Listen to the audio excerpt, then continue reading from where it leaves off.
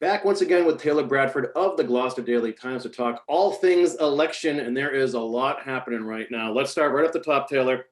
The debate between Safathri Mayoral and Greg Verga. Yeah, so there's, again, we're weeks away from the general elections, and if we think back all the way to the primaries of this year, the top vote getter for the city's mayor was Greg Verga. And I think that surprised a lot of people, but it also kind of showed that maybe there's a change in the tides here in Gloucester.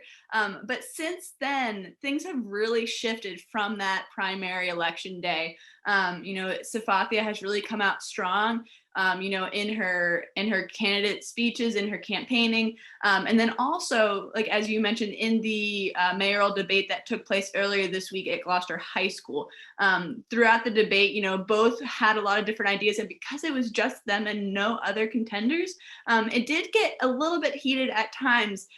They would point out inaccuracies in each other's statements. They would kind of push back on what each other were saying, but it really was evident that Safathia was much more confident on stage and could really appeal to the emotions of the audience members through her stories and through her examples of how she has led the city and how she looks to lead the city in the future. Now, Greg Verga had some really good points, and in his presentation that night, he also really proved himself to know a lot about the city. He proved that he knows all the things about what's going on financially, what he's looking to do going forward with infrastructure and in affordable housing here in the city. But I did want to mention, though, that it did seem that he was getting more into the weeds, which is so important when you're in the executive office. But when it comes to debates, I think it really maybe shook people a little bit more than how Safathia approached the debate. But again, they're not done, and both are really strong candidates for mayor this year, and they have more debates coming down the pike next week. So I'm sure we're going to get even more narrative to both of their campaigns as we continue to follow them. Well, Taylor, I have not been able to watch the debate yet, but I did read your article, and there was a really telling moment of drama, I thought, at least recorded in your article, when Safathia is talking about the tax rate. And she's being attacked a little bit by Verga. Is that right? Do you want to describe that scene? Yeah, so, there's a couple different moments. And I mean, one of them was, Safathia talking about how they were looking to implement water and sewer as opposed to a certain type of tax to kind of alleviate the burden off of the residents.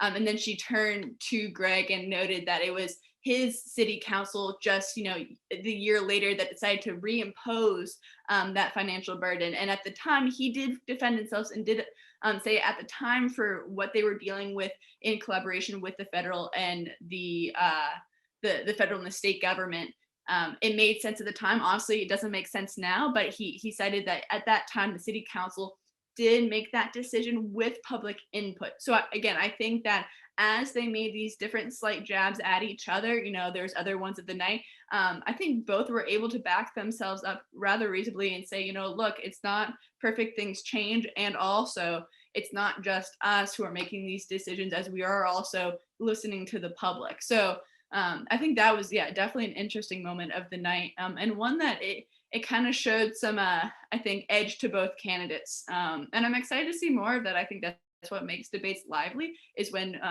each candidate is honest and, about their opinion of the other, and also opinion of what they could do better. Yeah, and it really is interesting to finally hear people talking about working together.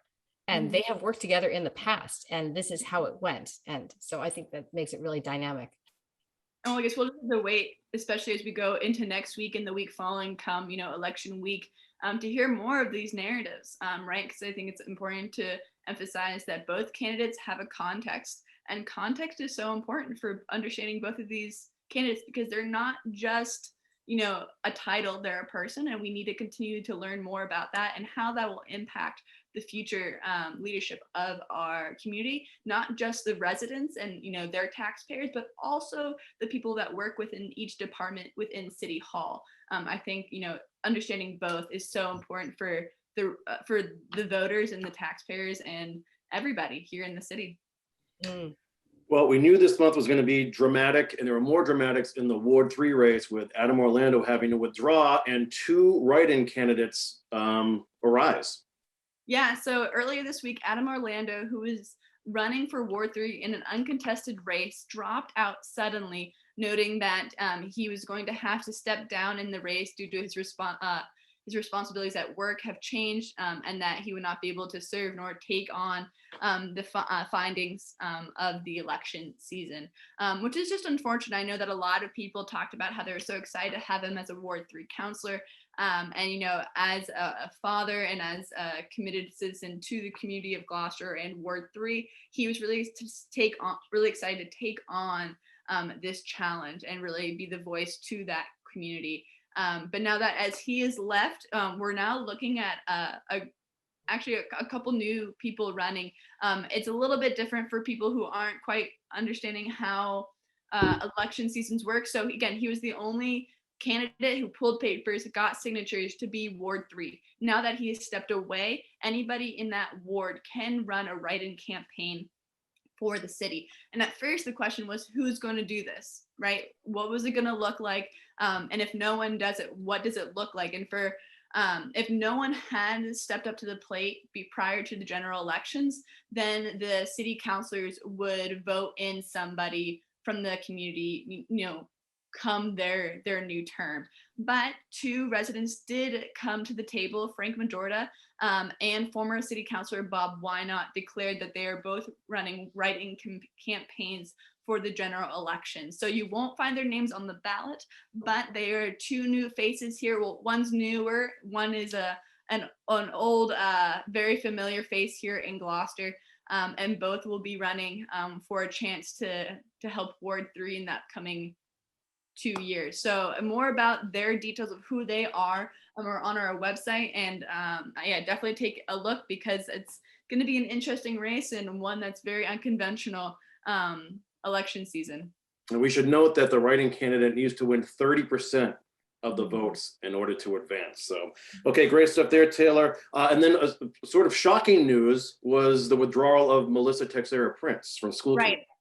Yeah, this one took everyone by storm. I had just been speaking with Melissa the other week, and you know, was talking about how excited she was to continue her service as a school committee, as she's been on the committee for 14 years, and you know, really wanted to help finish out the work that she has really put in a lot of time, you know, both with all the efforts they've done for the pandemic response, but then also the new school with all the different opportunities that they have to just grow Gloucester's schools.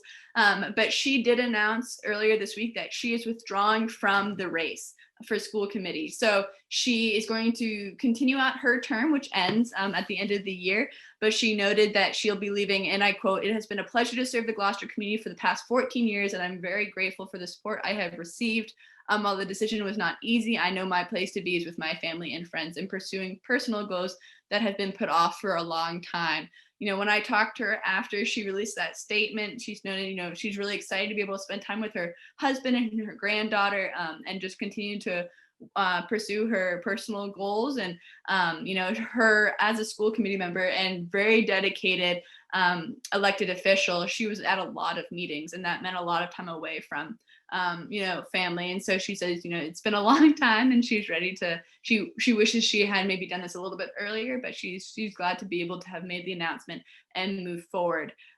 So what that means, though, is that the race for the 6 open seats of the school committee have dwindled to 7 candidates. That means that 1 out of the 7 will not make it on the school committee. And I'll just remind that people, we have candidates are Bill Melvin, Keith Minio, Richard Roberts, Thomas Stein, and incumbent Kathleen Clancy, Samantha Verga-Watson, and Laura Weeson. So we're going to just continue on. And Texera Prince did note that as she continues out her term in office as school committee member, that she is eager to continue to help people with that transition, as she is, I would want to say, one of the, you know, was one, if not the most experienced person on the school committee. You know, Kathleen Clancy has been there for a long time as well. But, you know, we are losing Jonathan Pope, Joel Favazza, these people who have been around for a while. And so seeing her depart, the school committee is going to be losing a lot of, you know, really helpful knowledge and history and background with how the school committee has implemented and, you know, really impacted the school district over the past 14 years.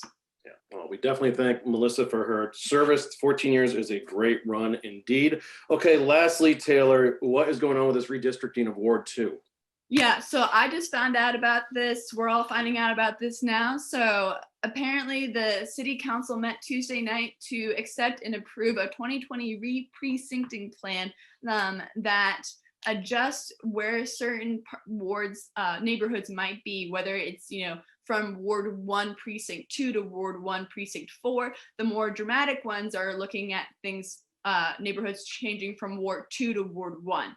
And this decision to re-precincting happens every 10 years with the federal census. And so, as we're seeing a 940 people increase within the population of Gloucester, they are constantly needing to figure out how they redistrict, which makes a lot of sense. It came at a really unfortunate time though, because as I mentioned earlier, some neighborhoods are changing from one ward to the other. And Ward 2 candidate Tracy O'Neill lives in a neighborhood, Friend Street, that is currently in Ward 2. And with this new plan, her neighborhood gets changed to Ward 1. And so the question is that will she, if she wins and if she's elected, will she still be allowed to represent the residents of Ward 2, even if she's in a different ward? And according to the city's general counsel, Chip Payson, she will not be able to.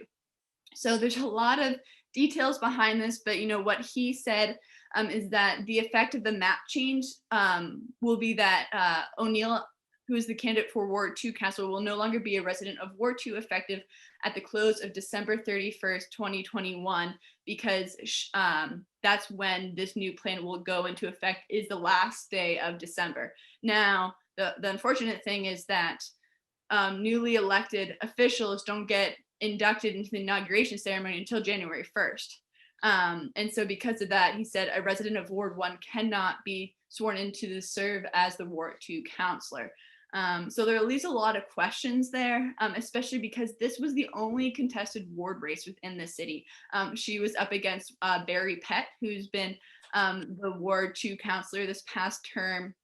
And I think it's important to note too that when they did vote to approve and accept this plan that was brought to them by the state, Barry Pett did vote in favor. It was a unanimous vote for all the city councilors, and he did vote. And I called him up and I asked him, I wanted to know why he didn't recuse himself from the vote, and if he had any comments or thoughts about kind of the sudden shift in the election race. And he did note that he felt that they were voting on accepting and confirming the plans that they had been reading. This is something that's being drawn up by the state, not by them, and hoping that people don't think that somebody in the city is trying to change things all of a sudden. This is something that they do all the time, but because of delays within the state and with the pandemic, it just happened to come now, which is really unfortunate.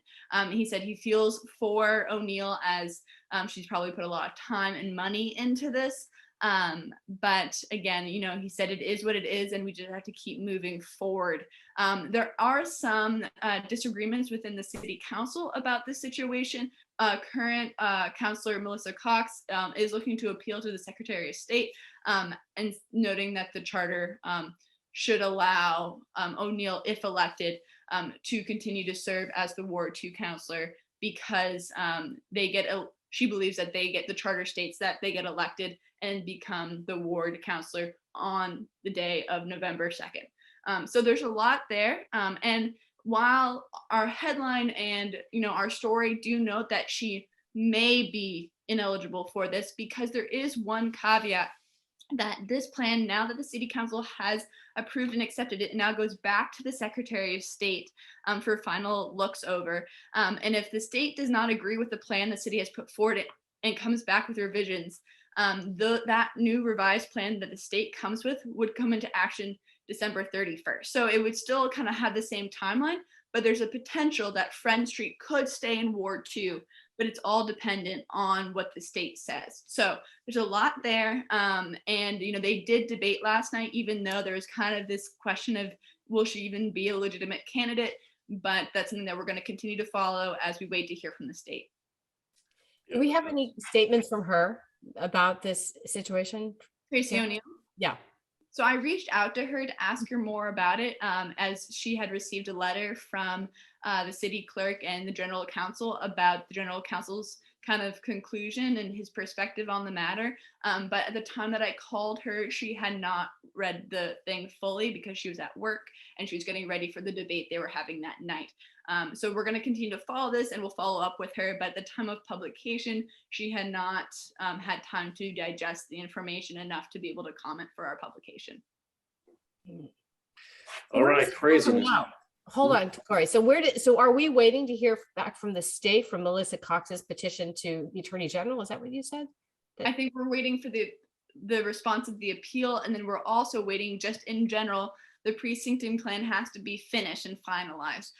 So I don't think that the state is, particularly going to be looking at Friend Street in particular and thinking about, oh, we need to adjust this for this particular situation, but maybe this appeal will bring that to light for them, and we'll see, because I think the unfortunate thing is if Tracy had known this earlier, she probably could have run for Ward 1 as opposed to Ward 2 and still fight, because her big thing was that she felt like her community over at Portuguese Hill wasn't being represented.